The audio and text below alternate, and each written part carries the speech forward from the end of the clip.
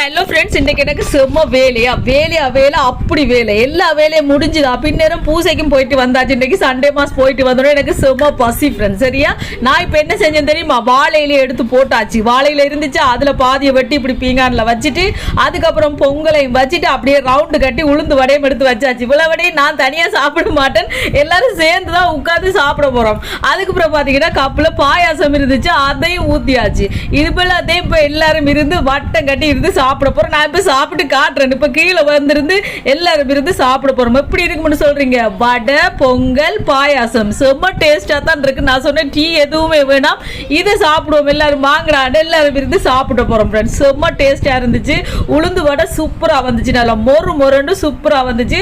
அதையும் சாப்பிட்டு பொங்கலையும் சாப்பிட்டு அப்படியே பாயாசத்தையும் குடிக்க சும்மா வேற லெவல் டேஸ்டா தான் இருந்துச்சு. இப்ப நான் சாப்பிட்டு வரேன்னா ஓகே ஃப்ரெண்ட்ஸ், இந்த வீடியோ பிடிச்சிருந்தா மறக்காம சேனலை சப்ஸ்கிரைப் பண்ணுங்க. இன்னொரு வீடியோல பார்க்கலாம். பை.